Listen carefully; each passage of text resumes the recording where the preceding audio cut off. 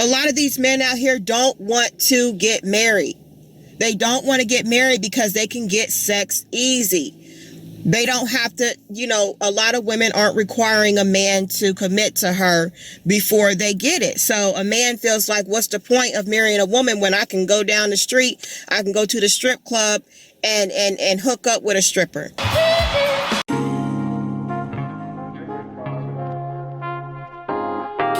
Woman explains why it's women's fault that men don't want to get married and why there are so many single mothers. Welcome to Management Highlights Daily. In this video, a woman explains why it's women's fault that men don't want to get married and why there are so many single mothers. And we're going to break down why we agree with her. We're also going to add a couple things that she's missing when it comes to men refusing to get married to the modern woman. Now it's time for us to dive into this and do what we have to do. Because we men and we. We men and we. Okay, if more women kept their legs closed until marriage, relationships would be better. The world would be a better place in some aspects as far as relationships, marriage. Okay, if more women saved themselves for marriage and did not allow a man access to her body without marrying her, it's not about manipulation, okay? It's about honoring the will of God and honoring your body, honoring your temple, okay? This woman is gonna piss a lot of sisters off. She's right. Relationships would be better because the value of sex would increase, and with that, the value of the woman would increase with it, because you would have to marry her in order to get the punani.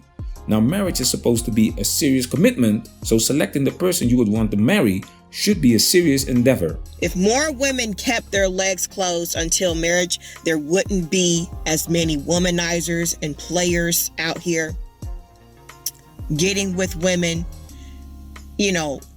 screwing them good and then leaving them for good. There wouldn't be as many single mothers out here. Having to have 5 or 6 kids, 3 or 4 kids by 5 different men, and the man walked off and left her. That would not happen.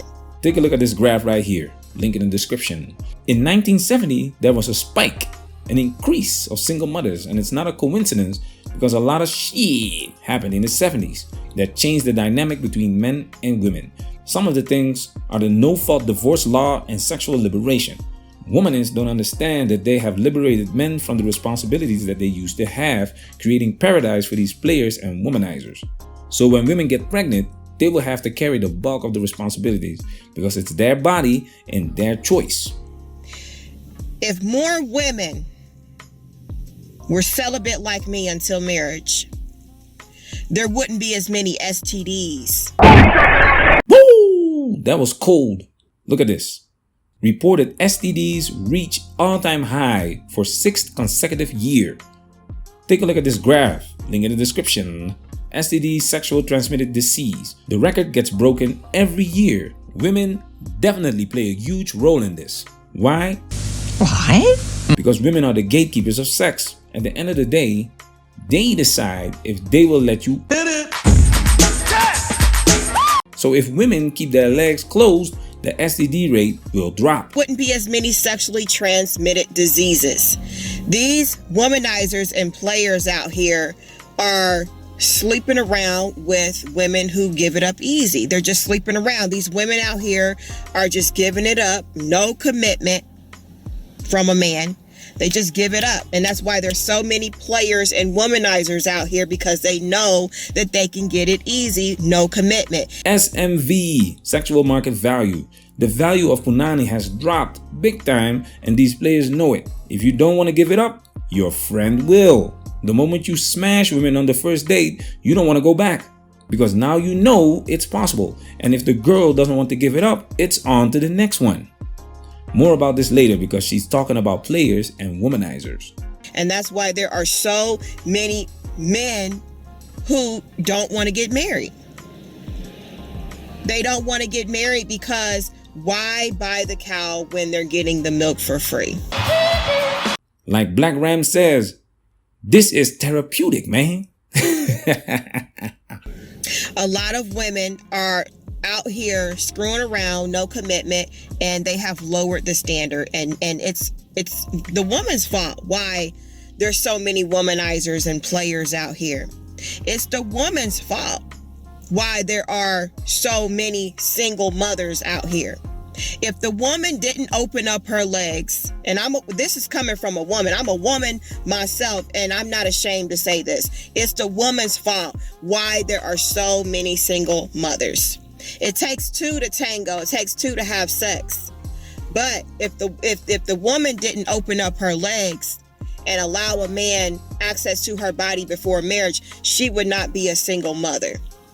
3 or 4 different kids by 4 different baby daddies. I mean, that's just crazy. That's crazy. And unfortunately, this is the way things are. This is what's missing in our community and in our society. Women holding each other accountable for their actions. There is a big reason why women don't hold each other accountable. Check this out. And what you have to realize, at the end of the day, who does the decision lie with, whether or not they have an abortion? It lies with the woman. So that responsibility lies with you. So you have to protect yourself. That's what people are saying. If you choose to get pregnant, that is your choice. You allowed that. And that's why they're saying it lies with the woman. First of all, who are you? Jessica? Yes. I'm sorry, sis. Okay, I don't know where you come from, but listen, men are the responsibility of skeeting in the woman, okay? Yes. And you opened your legs for them to skeet in you. Portion. But the man is responsible for skeeting in the woman. So I don't know whose side you're on, sis. The sisterhood is not going to allow it. Women love to be in this position where they don't have to take responsibility for their actions. It's childish, and women are like children, but in the body of a grown-up. Let's take it a step further. Definitely I think that testing needs to be mandatory. It's like people. Wow! It should be mandatory because it's like this. The United States making DNA testing mandatory is stupid. I don't think that, it's something that if you feel like you need a DNA test, go do that on your own time because you feel that way. I don't think every person, there's millions of people in the United States. Like, it doesn't make sense that people could be using that time to do other things. Like, you could be saving a life. You could be in a hospital saving a life. How much proof do you need? Women are quick to blame men for everything, but when men take action to protect themselves and take responsibility for their actions, these women do not want to cooperate. Why do females have a problem with mandatory DNA testing? Why? Because it would expose their asses and take away their get-out-of-jail-free card. You'll be surprised how many fathers are not the biological father of their child and how many women are single mothers by choice. It all works in their favor. This is the way the world is.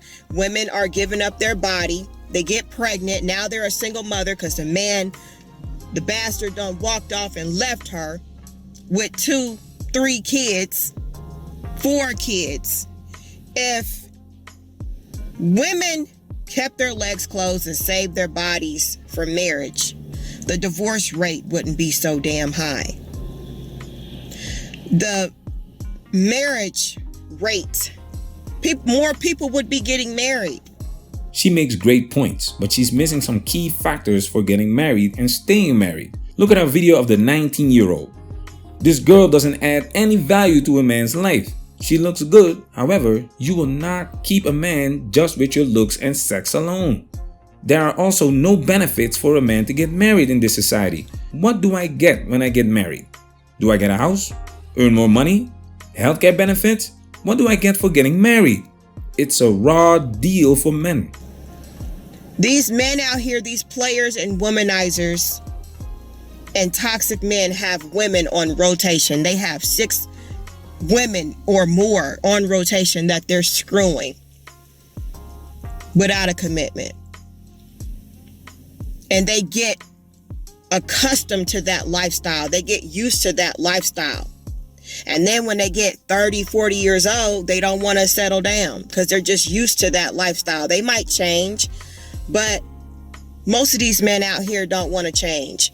They don't want to change. They want to continue to, be a player, be a womanizer. Like I've said before, She talks about players and womanizers.